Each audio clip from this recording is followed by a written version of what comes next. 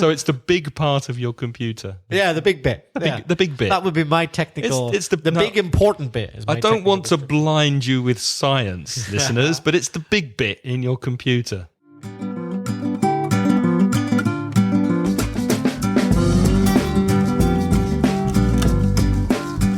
Hello and welcome to Aprender Inglés con Resi Craig, episode 95. Welcome to our award-winning podcast. Craig and I have over 40 years of teaching experience between us, and we're here to help you improve your English and take it to the next level. With us, you can grow your grammar, vocalize your vocabulary, and perfect your pronunciation. Craig, how are things? Things are pretty good, my friend. How are you doing? I'm very well indeed. What are we speaking about in this episode, Reza? In this episode, we've got technology vocabulary. Ooh, my favorite. Good, Yeah. I'm excited. Craig, would you call yourself a bit of a tech geek, a nerd, a geek? I would call myself a wannabe geek, which means I would love to be more knowledgeable, more aware of what's happening and better with technology. But I love technology and anything connected to technology. The problem is I'm not very good at it. Well, I think Craig's being a bit modest there. The technical side of podcasting is Craig's domain. I don't know much about the mics, the recording systems and all that compared to Craig. Craig is a real pro. He's a professional, let me tell you. He really knows what he's doing. Thank you very much. I'll pay you afterwards. Before we speak about technology, we have some feedback from Sergio. Let me read it for you. Sergio says, "Hi, my name is Sergio and I'm from Spain. I work in a very important hotel in Madrid and we speak very often with our company mates." Instead of saying company mates, Reza, that sounds a bit strange to me. I would say workmates. Workmates. Workmates is quite informal. Maybe colleagues. Work colleagues would be a little more formal. So I work with our with our company colleagues or with our workmates from Paris, London, or Hong Kong. So I looked for a way to improve my English level and I found your podcast 2 months ago. As I work in the computer department, it's possible for me to be listening to you most of the time while I'm working. So I used to listen to 3 or 4 of your podcasts daily. Stop there. Sergio, have you stopped listening? I don't think so. I think you mean I usually listen. Not used to. I usually listen. That's a common mistake with Spanish speakers, isn't it? Used to is for the past. Used to is something that was true in the past but is not true now. We have an episode about that, don't we? We do. I'll put the link to that episode in the show notes at inglespodcast.com/95. So this is Sergio, I usually listen to 3 or 4 of your podcasts daily. I have to say thank you. I've noticed that since I subscribed to your podcasts, I have improved my listening skills much more than I expected. Thank you, Sergio. This is exactly what we want to hear. This is why we're here. This is what we're doing it for. So we're pleased it's working for you, Sergio. Well, he continues, I would like to ask you about 2 things. First, I was looking for a podcast related to computers, but I couldn't find anything. Could you speak in a future podcast about computers? I mean, common phrasal verbs, vocabulary or expressions, whatever. The second question is about tag questions. I would like to know some tips or tricks to use them fluently. I try to use them, but I have to think hard about them, so I sound strange when using them. Have we spoken about tag questions? We have, haven't we? I think we have. We did, didn't we? Yeah, I think so, but I can't remember the episode. Yes, we have spoken about question tags, Sergio. If you go to episode 20, so that's inglespodcast.com/20, you'll find an episode in which Reza and I spoke quite a lot about question tags. If anything's not clear from that episode, or if you have more questions, please let us know send us an email and we'll go back and speak about question tags again. Referring to your question about podcasts connected to technology, there are two I'd like to recommend to you that I listen to and I like very much. They are for native speakers. The first is a whole network of podcasts, a podcast network. You can find it at twit.tv. That's TWIT.tv. And they have many different podcasts about different aspects of technology. So there's a podcast only about Google. There's a podcast about Microsoft. There's a podcast about Apple. There's a podcast about general tech news. So I'm sure whatever you're looking for, you'll find it at twit.tv. Another good one that I like is The Guardian technology podcast called Tech Weekly. So I'll put a link to both of those in the show notes. And the Guardian one can be found at theguardian, guardian.com/technology/series/Tech Weekly. I'll link to that in the show notes. We did speak about technology in episode 28 and looked at some vocabulary. So that's Inglés Podcast /28. And I also spoke about technology on a Blab with Bea, Mamen, Marikanmen. So again, if you go to the show notes, I will link to that Blab and you can hear us speaking about technology. And usually we have Blabs every Thursday at 8 p.m. If you want to practice your English for free, join us on Blab. Vocabulary from episode 28. Let's test you to see if you remember. It was a long time ago, Reza. But 3 common words, cortar, copiar, pegar. Okay. Cortar, copiar, pegar. How do you say those in English? Cortar, cut, copiar, copy, pegar, paste. And remember the pronunciation of cut, C-U-T. Cut. Cut, copy, and paste. What about imprimir? To print or print out. The phrasal verb. Or print off. Yes, they all mean the same, really, don't they? I'm going to print off 50 copies, for example. Borrar. To delete. To delete. D-E-L-E-T-E. Although, when we translate borrar, when we're talking about writing by hand, what would we say? Well, it depends if you're speaking American English or British English. In American English, to erase, E-R-A-S-E. And in British English, to rub out, the phrasal verb, R-U-B, rub, O-U-T, out, to rub out the pencil. Of course, you rub out with a rubber in British English or eraser in American English, goma, una goma. And do not say rubber when you're in the United States. It means condom. How do you say archivo in English? Is it archive? It's not usually archive, no. It's usually file, F-I-L-E. In computer talk. In computer terms. But if you went to the library looking for archivos, then you'd look in the archive, which also is very common on blogs. If you have old blogs or old podcasts, you'd find them in the archive section. For example, who knows, in 20 years' time, when Aprender Inglés con Resi Craig has done hundreds of episodes, you might have to check archives to find out what happened in episode 95, for example, because we'll be on episode 800 and something. We might have to start an archive. Mm-hmm. Absolutely. And inside your files, you have smaller sections called folders or carpetas in Spanish. Be careful because carpet is moqueta. Is that confusing? Shouldn't be. No. Just have to learn it. Craig, how would you say in English guardar como? Save as. And just guardar? Save. Okay. Seleccionar. To select. Select the text. Insertar. Insert. When it's a verb, you stress the second syllable, insert.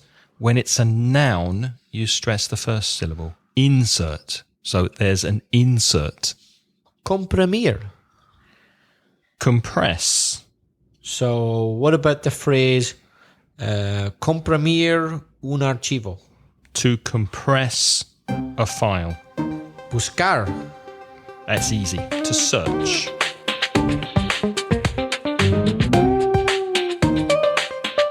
Those were the words we covered in episode 28. Let's look at some new vocabulary, some other words.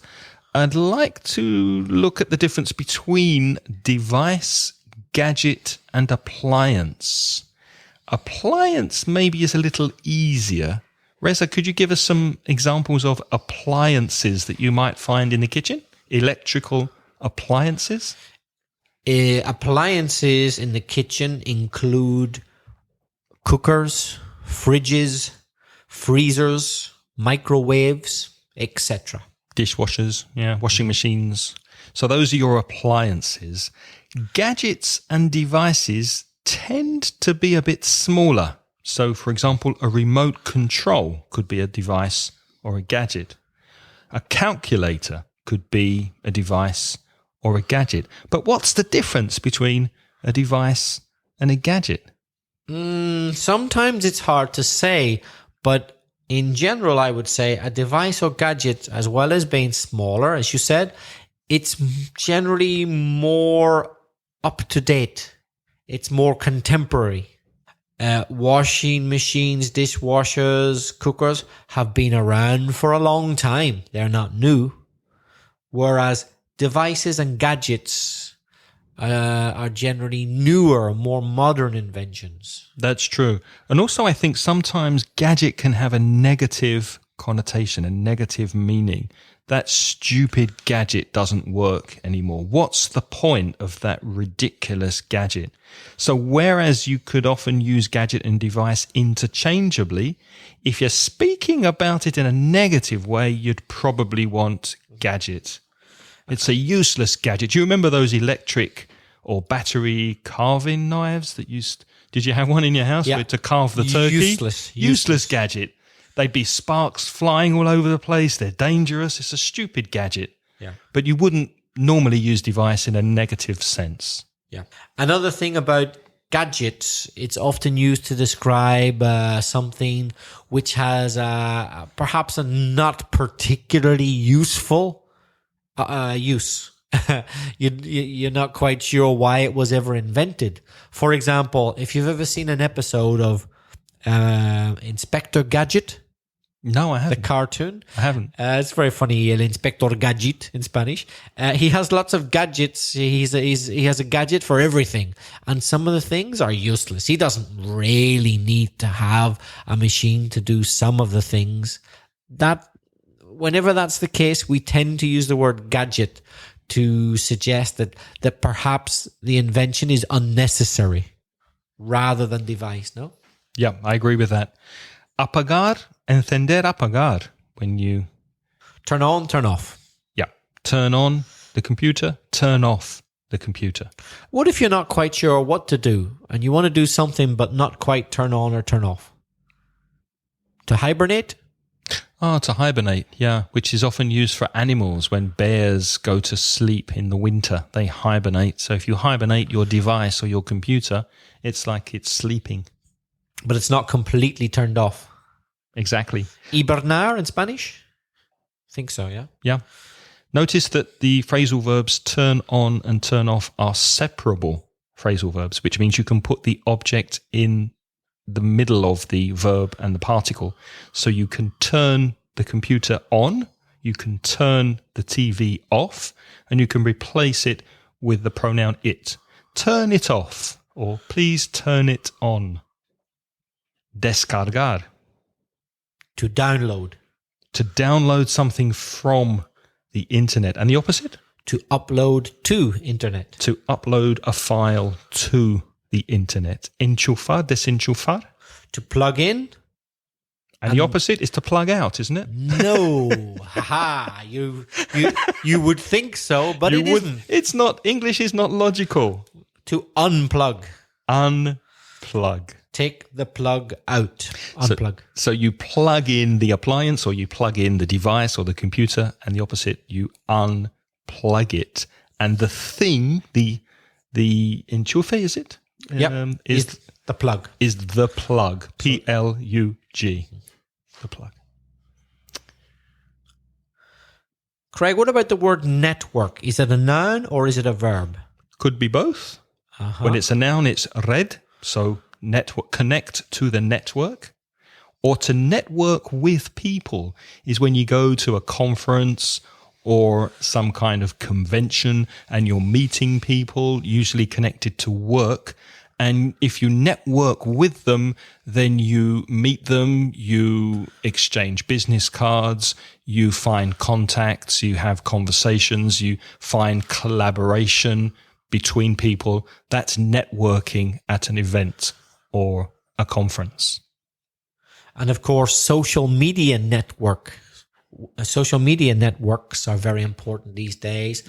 Like Facebook, LinkedIn, etc. Exactly. Now, there are different types of computers, very popular years ago, but maybe not so popular these days, are the ones that sit on your desk, the big computers.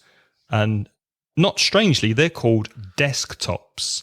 And the ones that are smaller and more portable that you put on your lap, which is the top of your legs, are called laptops or sometimes notebooks. What other devices are there, Reza? Well, of course, these days, many people have a tablet computer. A tablet is called that because it looks like a tablet. What is a tablet? A tablet is anything flat and usually a square or rectangular shape. So that's why we call it a tablet computer. It's completely flat. The most common of which is the iPad. Yes. And then, of course, if you have a smartphone, well, then you've got a mobile device.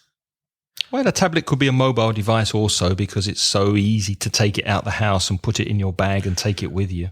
Yes, indeed. And then other types of mobile devices, such as the new, can't remember what it's called, but Craig will tell you in a second, watch from Google that you can put around your wrist as a watch. From Apple, the iWatch. Beg your pardon, Apple. Yep.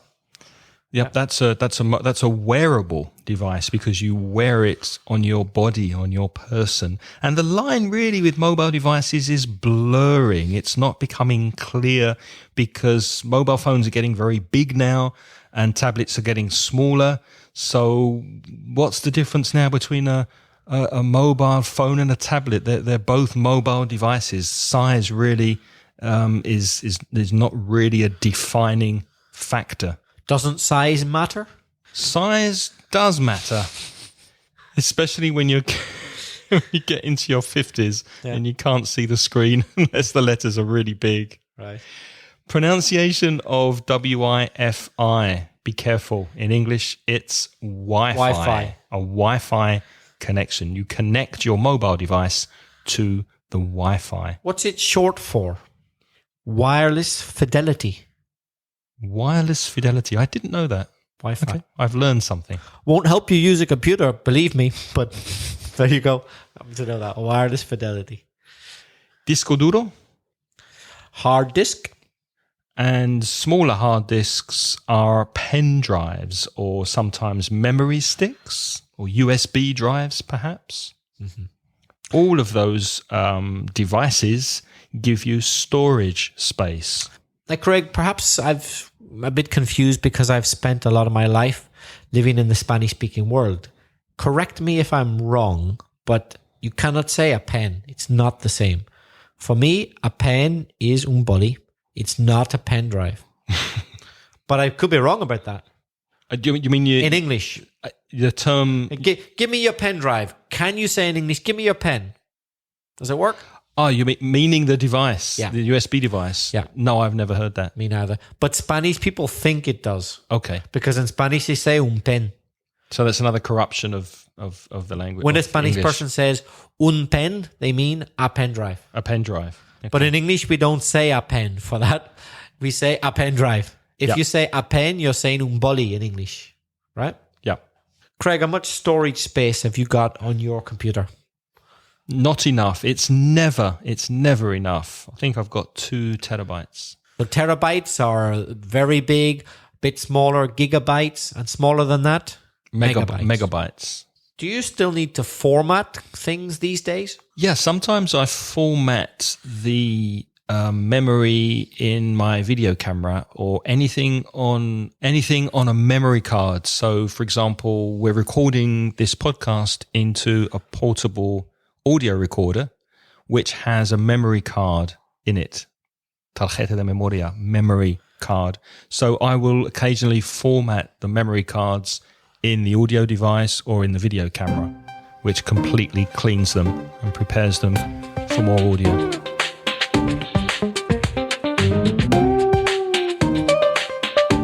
Craig, how might you discover that your computer has a virus? Hopefully, my virus protector will tell me, especially if it's scanning the computer. So again, a word beginning with S, don't put an E before it. It's just scan. So my software does a virus scan, and if there's a problem, the virus software will tell me. Craig, we wouldn't want to lose the material that we record onto the computer for our podcast. So it's good to make a copy. How can you express that? To back up your data, or to back up your files, or to make a backup, or make a backup copy. So it can be a noun or a phrasal verb. To back up or to make a backup. Do you back up your files? From time to time. How do you do it? Using an external disk drive. Right, me too. But I also back up to the cloud. Not me, but yeah, a lot of people do. Just because if there's a fire in the flat, if there's a burglary and the hard disks get stolen with the computer, I'll have backups of these podcasts in the cloud. You said if there was a fire burns things, right? Mm-hmm. But that's not what I mean if I say to burn onto a disk. What does that mean? Oh, let me try and remember. That would be just after the dinosaurs. Yeah, well, just after we stopped recording on cassette tapes. I think we burned information onto a disc. Would you say nobody does that anymore? Very unusual. In fact, you've probably noticed that computers these days don't have a CD drive or a DVD drive. Yeah. It's very unusual. These days, a lot of software comes directly from the internet. There is one important exception that I can think of, very relevant to both of us. The Mansion Inglés CDs? Yes. That we still sell, by the way. Go to mansioningles.com. Exactly. And you can buy CDs and we send them to you through the post. However, you can also download these courses directly to your device or computer from mansioningles.com. And they're cheaper. So the world of teaching languages still relies on discs, actually. I use books in my classes at the British Council. Not my choice, it's the British Council's choice. It's a wise choice. The students buy books with CDs and DVDs. Now, maybe they could make them downloadable, but don't you suspect that piracy would become rampant? That's why publishing companies prefer to keep it on the old technology. They prefer to keep it on the disc, much harder to spread pirate copies around. Well, I'm not sure if I'd agree with that. If you look at a company like Adobe that makes Photoshop and many other products, they used to have CDs to download their software, which were pirated quite a lot. And now they have an installment model where you pay every month to use their products, and then you can have access to them through the cloud, which makes it more difficult to pirate because there's no actual software that's being installed into your computer. You're accessing the software through the cloud. Okay. Do you use CDs pretty much every lesson with your lower level students? No, I virtually never use CDs because they've been put on the hard disk in the British Council. But it's for the students to practice at home. They have the CDs. Yeah. How do you say navegador in English? Is it browser? Yep. Browser. What's your favorite browser? Are you a Internet Explorer, Firefox, Chrome? The only two I ever seem to use are Internet Explorer and Chrome. Any preference? Some people might be surprised to hear Internet Explorer, because I get the feeling it's merely a theory. I have no proof about this, but using Google Chrome, oh God, I hope Google aren't going to like this. Using Google Chrome, I reckon you get bothered more with unwanted publicity than Internet Explorer. Might I have a point? I don't remember the last time I used Internet Explorer. I know it's got a lot better than it used to be. And I think from what I hear, it's pretty good. But I almost exclusively use Chrome on the desktop, on the laptop, and Apple's browser Safari on a mobile device. I would use Safari if I had an Apple device, yeah. But as I say, I have a theory that with Chrome, you get bothered a lot more with unwanted publicity than with Internet Explorer. Have you heard that, or is it just my theory? I haven't heard that, but it could be true. But you have no problem accessing your email, which is Gmail, through Internet Explorer. No problem at all. No problem. Okay. But in some computers, I must admit that Chrome seems to work better for certain things, particularly more modern websites. Any other words that are interesting before we move on to a bit of discussion about technology in general? Yeah, to reboot, people might not know. Reboot. When would you reboot your computer? REBOOT. It means restart. Yeah. So maybe if you install software, you could be asked to reboot your computer. If you're having problems, it sometimes helps to reboot your computer. What's a hyperlink? Hyperlink is a text link that takes you to another place. It could take you to an internet website. It could take you to another place in a PDF document, for example. So you click on it. It's text that you click on, which takes you somewhere else. I think that's the definition. What's to take a screenshot? What's a screenshot? A screenshot is where you take a photograph of what you can see on your computer screen. So, for example, if I'm looking at our wonderful statistics for inglespodcast.com, for Aprender Inglés con Reza y Craig, and I want to say, hey, Reza, we've really had a lot of listeners to this episode. I could take a screenshot of a still image of maybe iTunes and send it to you. What's a zip file? Well, we spoke earlier on about compressing files. So a zip would be a format of compressing files so that it takes up less space. It occupies less space, which is useful if you're sending an email attachment of an audio file or maybe photographs that take up a lot of space. You could make it smaller and send it easier by email. What do the initials CPU mean? Absolutely no idea. I know what it is, but I don't know what it stands for. I don't know what it is, but I know what it stands for. The opposite. Okay, so let's share our knowledge. The CPU is inside the computer. Yeah. And I think it's the main thing that drives the computer. Yeah, I would imagine. I'm guessing. What does it mean? Since it's called the central processing unit. Okay, that makes sense. So it's the central... Between the two of us, we got there. So it's the big part of your computer. Yeah, the big bit. The big bit. That would be my technical... It's big important bit. I don't want to blind you with science, listeners, but it's the big bit in your computer. That's what CPU is. I'm sure Sergio is laughing at these these definitions. Ooh, what about caps lock? Capitals. Mm-hmm. So lock, cerrar. So you want to write in capitals and you lock it so that when you're using the keyboard, all of your letters and words are in capital letters. Until you turn off the caps lock. Until you turn off the caps lock. What if you've made a mistake? What might be a useful function on the computer? Well, you could undo. Most software has undo on it now. So UNDO takes you back one step and you can correct your mistake with undo. What if you thought you'd made a mistake, so you clicked the undo, icon, and then you thought, oh no, actually, it wasn't a mistake. It was good. I think I want it back again. What can you do? In other words, you want to go forward, not backwards. Yeah. Then you look for redo. REDO.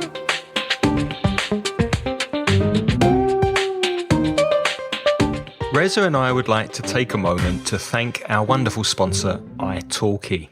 italki is a website where you can find a teacher to help you improve your English quickly, cheaply, and effectively.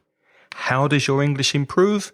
Because you're learning one-to-one with a teacher that you choose and at a time that is convenient, or sea cómodo, for you.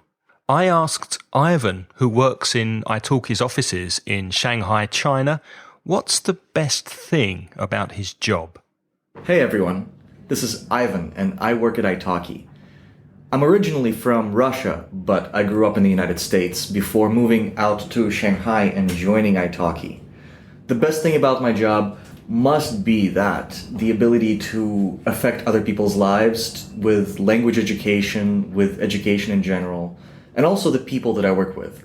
They're great to work with, and there's just so many interesting cultures and languages represented in our offices that I'm always learning more about the world.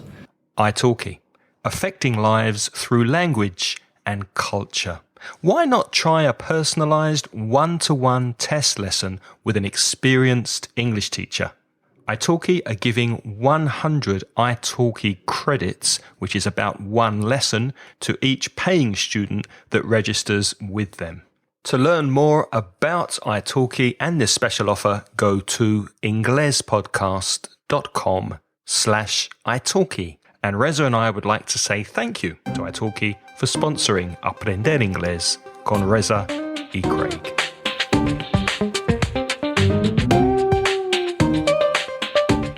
Reza, what's your favourite piece of technology? Do you have one? No. But what do I think is very useful? But I could answer that. I'm sorry to change the question. I'm not a very techie kind of person, so I have no favorite piece of technology. But I guess I find my smartphone very handy. The fact that it has very useful applications on it, such as you can have Google Maps now on your smartphone and things like that, which literally stop you getting lost. So, would you say your smartphone is more useful to you than your computer?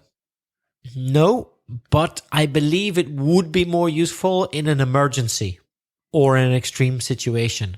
But for day-to-day life, I think a computer is more useful. What do you think?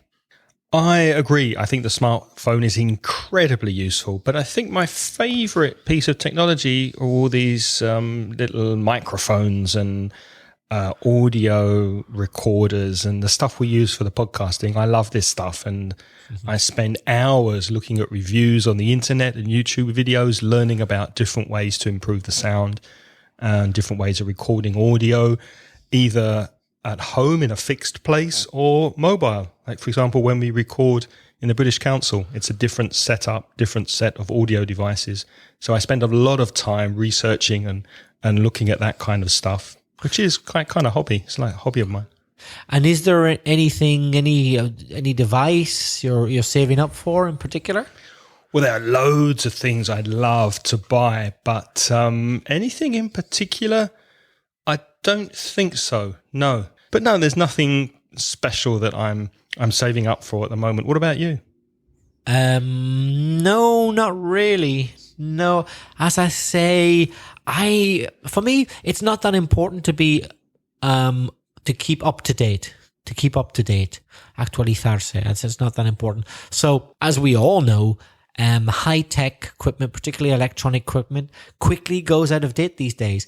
I'm prepared to just wait until I really, really need something and then buy it. I don't like the idea of buying one model and in a couple of years it seems old-fashioned and I would have to buy a new one. I only buy something when I really, really have to and get the latest. I'll get a good one, but only when I have to.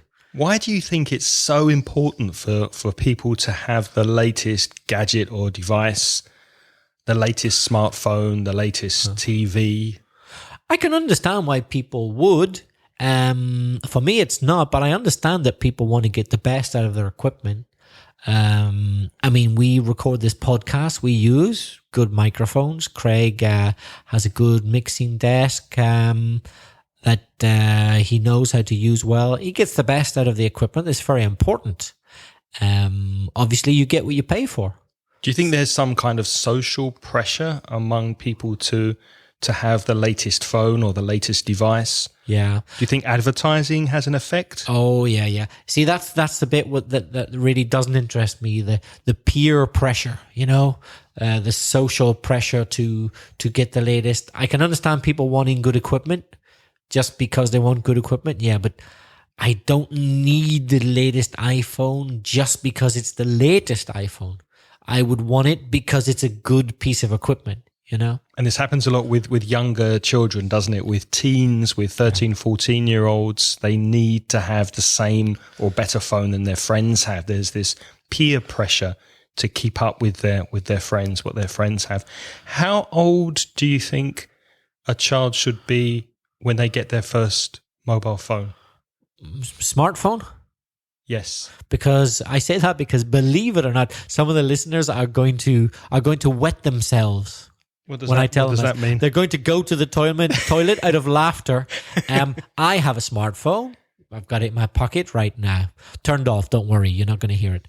But I have a mobile phone, which is not a smartphone. You heard me right.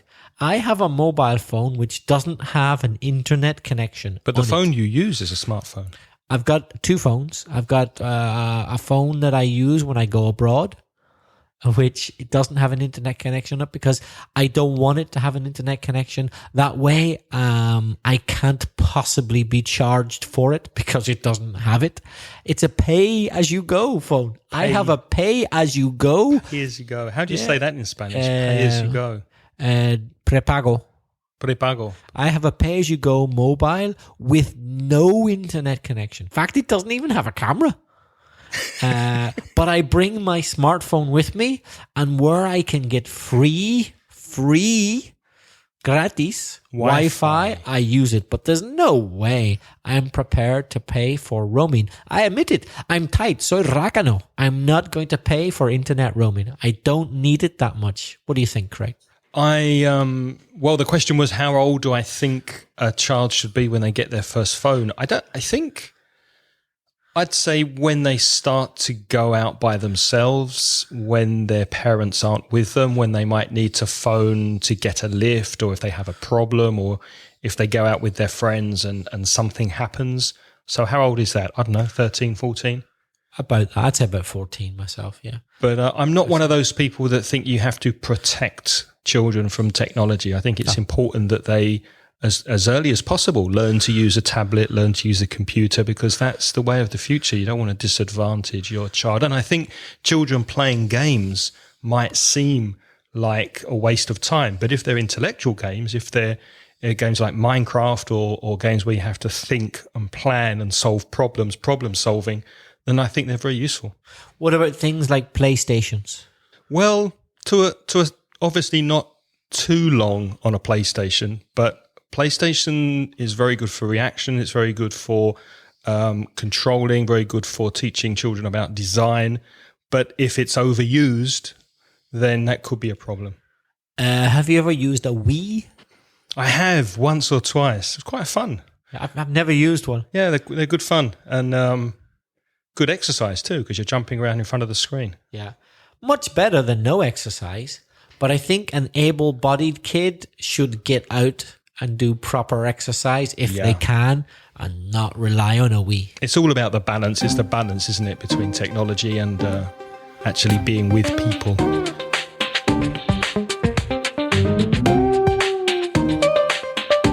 Why do you think some people dislike technology? Well, I would count myself as sometimes in that group. I don't always dislike technology, but there are moments when it bothers me. For example, you probably guess what I'm going to say. Imagine I'm out with a group of friends. We planned in advance to have a nice meal at a good restaurant, an expensive restaurant. It was hard to get a table there. We're all having a good time. The conversation is great. And what happens in a group of 6 people, 2 or 3 start looking at their mobile phones. Why? Why can't they just enjoy the moment? At times like that, technology bothers me. I often wish that the smartphone had never been invented, for example, on those occasions. What do you think? I agree, but I think it's a changing world. And I think although we should be careful of not losing the way we relate to people on a human level, I think we kind of have to accept now that these things are part of our lives. What is extreme, in my opinion, is when you see a group of young people sitting at a table and they're not speaking to each other, they're texting each other, even though they're sitting at the same table. That, to me, is a bit extreme. My nieces that I mentioned in the last episode. Your nice nieces. My nice nieces, they're very nice, but they do exactly that. I know because I've been in the room and I've seen them like laughing, thinking, oh, they're getting funny text messages. I thought that's normal. And then I realize, I work out that they're from each other. And they're like, oh, why did you send me that? I was like, hold on. I kind of interrupt and say, are you laughing because she just sent you a funny message? Like, yes. Like, she's 2 meters away. Why didn't you just speak to her? I don't get that. But then I think when I was young, my parents would say the same thing when I was on the phone all the time to my friends. And they said, you're on the phone too long. Why are you on the phone? I think the mobile and messaging has replaced, and Snapchat has replaced being on the telephone when we were kids. Mm-hmm. So I don't think there's any change in the way we interact with our friends. It's just the technology that's changed. Would you say, and this is just a question, I'm not giving the answer, would you say that a greater reliance on technology these days has affected the social skills of young people? I'm asking. It's affected them, definitely. It's changed them, definitely. Whether that's for the better or for the worse, I really don't know. Could it be a mixture? Could it be both? It could be both. It could be both. I mean, I've seen teenagers, 13, 14-year-olds on their mobile phones with an application like Snapchat going through messages that have been sent and looking at 40 or 50 different messages in a minute, which seems to me to be an incredibly skillful thing to do. That processing of data so quickly is really, really impressive. And I could never do that. The question is, am I being old-fashioned thinking that it's a negative thing? I don't know. I'm not sure. I totally agree with you, and I couldn't do it either, and it's an important and useful skill, and I envy them. What about young people's power of deep philosophical contemplation? Is it as good as it was 50 years ago? I'd ask you, does it need to be? First answer my question, then I'll answer yours. Is it as good as it used to be? Attention span. For example, you mentioned attention spans are reducing. So obviously people are having problems concentrating on one thing for a long period of time. But that's the way the world's changing. It's not the same world as it used to be. I agree. So I'll answer your question. No, it doesn't need to be. Okay. It doesn't need to be, but it's not. But it's not. No, I agree. It's because not. it doesn't need to be.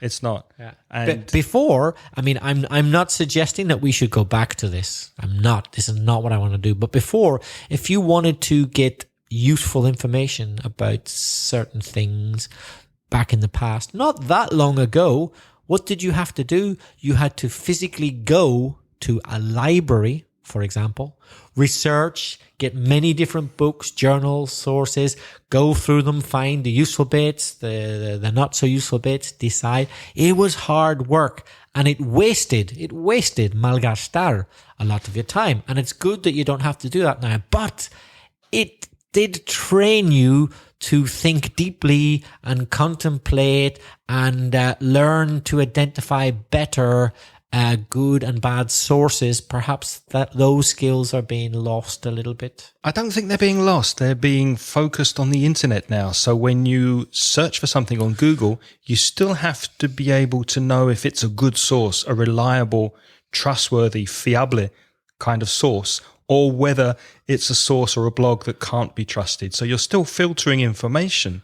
You're just doing it in a different way, and you're still thinking about it. But it's digital information. It's not on paper. But on the same point or similar point, you needed to remember things in the past. I remember learning poetry at school. I remember having to remember phone numbers. These days you don't. You just need to know how to access them and know where to find them. So we need different skills these days. Do you think on the whole technology makes a better world? I don't know. Me neither. I think we'll leave that open to our audience. Tell us what you think. Please send us a voice message to inglespodcast.com/speakpipe and tell us what you think. Has technology created a better world, and how do you see it evolving or developing in the future in areas such as education, health, communication, the military, travel?